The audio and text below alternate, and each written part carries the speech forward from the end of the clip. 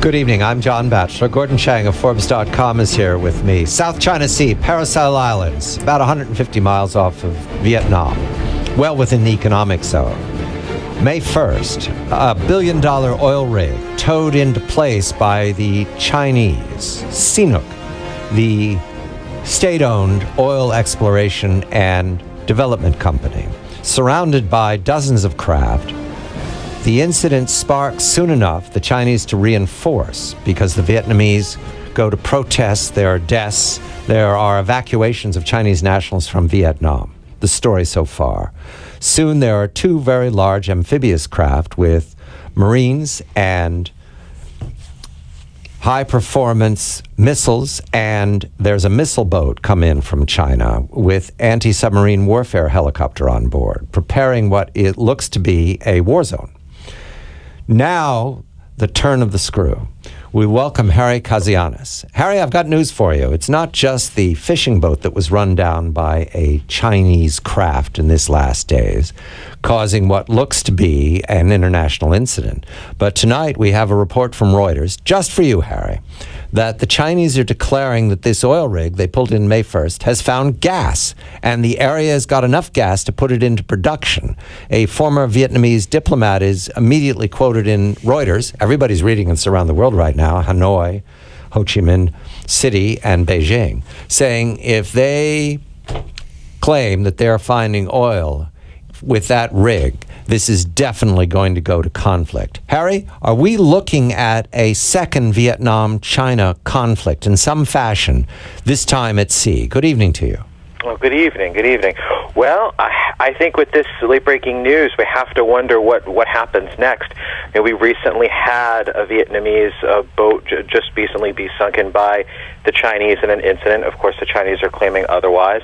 But now with more gas being found, and there's been a lot of talk if there's actually gas or oil or other natural resources that could be in the seabed.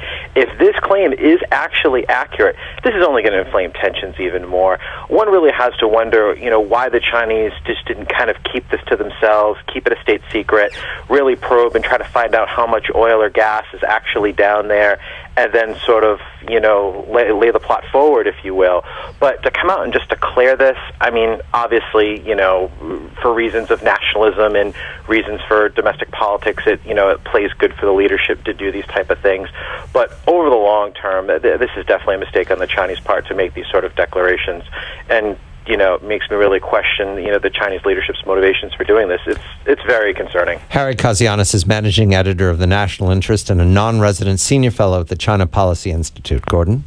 Harry, it seems to me that really it's pretty unlikely that the Chinese have actually gotten to the technical point where they can say that this is a commercial deposit of gas or oil, because normally these things take a little bit of time for oil companies to be able to do this. It seems to me that what they're trying to do is to have a justification for bringing in more rigs and therefore bolstering China's claim. Now, while this is going on, you had the incident over the weekend on Saturday where Chinese jets flew very close to Japanese propeller planes in the East China Sea. It just seems like Beijing has gone off the rails this week. I have to agree, Gordon. The plot is definitely thickening in both seas. And I really don't think the American press and a lot of outlets really paid enough attention to what happened in the East China Sea over the weekend. And everybody was busy celebrating Memorial Day, and that's well and good. And also the international media was extremely focused on the Ukraine election, which is completely valid. But I think really in both situations, in the East China Sea and the South China Sea, we're really getting to an inflection point here. The tensions can only build and build for so long before somebody gets hurt or before somebody gets killed. Specifically the events in the East China Sea, from different reports, it seems that Chinese fighter jets, Su-27s, very advanced, very similar to an F-15, came within 100 feet of these Japanese propeller planes. And from what various reports are saying, they were actually armed. So you can only kind of go so far with people's motivations and start to wonder, what's really going on. But you can only have so many incidents happen for so many amounts of time before something happens. It's just, the odds are just too great. A Japanese or Chinese pilot gets nervous, they pull at the control one way or another, these planes crash into each other, then the situation we're going to be in is going to be far greater and far worse. Yeah, this is a law of averages thing, where we've seen a number of incidents over the last several months, and you know that you don't know which incident will be the one that history remembers, but you know that one of these incidents will. And the thing that concerns me is that essentially you've got in Beijing right now is probably military officers either making policies independently of Xi Jinping, the ruler, or are essentially telling Xi Jinping what policies he will adopt. So they're not going to back down, which means that, as you point out, this cannot end well. Harry, Vietnam is a small and extremely struggling nation, and it's overwhelmed by China. I understand they did very well. What was that, 79, Gordon, where they used American equipment and the Chinese were foolish, but that was a different China than we're looking at today. It's not the same nation. Vietnam is not in any fashion ready to take on China, whether at sea or on land. So do they have do they have an option here, Harry, other than just bowing their heads to the aggression? The only option I could see that they would have would be the legal option. Just as the Philippines has done with China's capture of Scarborough Shoal, they've taken it to various international bodies. I believe the UN Convention Law of the Sea has a panel that they've taken this to, and they've tried to pursue a legal argument, basically just trying to shame the Chinese into some sort of agreement, backing down, something. Now, it hasn't worked. The Chinese have basically said, well, we don't recognize the Philippines' claim. There's been some rumors and things that the Chinese made various offers to Manila to try and get them to back down because it looks very bad for them internationally. So that's really the only strategy that really Vietnam could employ here. I mean, it's very clear that the United States isn't going to be coming anytime soon to Vietnam's aid, besides declaratory statements and things of that nature. It's just very murky what Vietnam can do. I mean, their military is growing. They just actually purchased 6 very advanced Russian submarines. I believe actually they've gotten the first of those submarines, but it would take them years to really be proficient to use those systems in a military engagement. So really, besides the legal, the legal lawfare, aspect, that's really the only thing they could do at this point. All right, Gordon, is that something that could tie up China, embarrass it? Harry asserts that it would, but does China concern itself with embarrassment? It's getting bad headlines now. I can't imagine them getting these headlines under Hu Jintang. He did not act this way.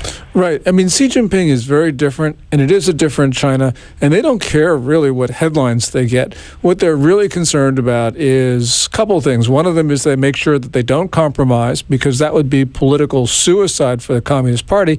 And, of course, they are very interested in how this plays at home, because that, of course, is the survival of the party. That's very dangerous, because they are operating under incentives that really just don't correlate with anything else. And that means that they can do things which are extremely dangerous. And we also know that small nations can take on big ones when they feel they don't have any choice. So I don't know how you make this any more dangerous than it is.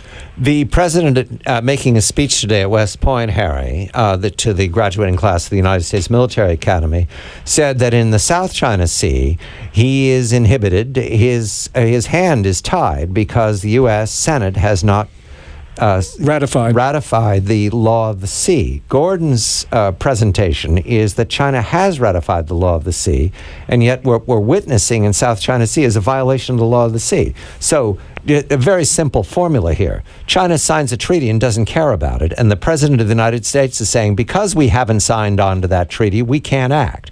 That tells Vietnam it's on its own, right, Harry? And without us, China's coming. They can have anything they want from Vietnam, correct? Well, here's the interesting thing, just to jump on your point. China has ratified the law of the sea, but it has a huge addendum to that in that, yes, they ratify it and they believe in, exclusive economic zones, so on and so forth, but because of their quote-unquote historical claims, whether it's potsherds or pots in small islands or historical claims through Taiwan, they feel that they can assert this 9-dash line through the South China Sea. So they sort of take close and basically modify it to how they want to spin it, which is very dangerous. One can't go sign a treaty and then basically reinterpret it any way you want. Now, it is true the United States hasn't signed, or the Senate has not ratified that UN Convention on the Laws of the Sea. However, the United States does try to abide by its rules and stipulations. So in one sense that, the Chinese, have basically signed on to this, but, made up their own version, as you will, while others assert, well, the United States hasn't, gone through the process of ratifying it. But I think it's very clear the United States is obviously looking to, abide by certain international norms and precedents that it always has abided by, whereas the Chinese feel that they can, for whatever reason, sort of alter these things in their own will, which, considering the situations we have in the East and South China Sea, makes for a very dangerous precedent. Shorter conflict, Vietnam, you're on your own. Harry Kazianis, Managing Editor of National Interest, Non-Resident Fellow, Senior Fellow at the China Policy Institute, Gordon Chang of Forbes.com. I'm John Batchelor.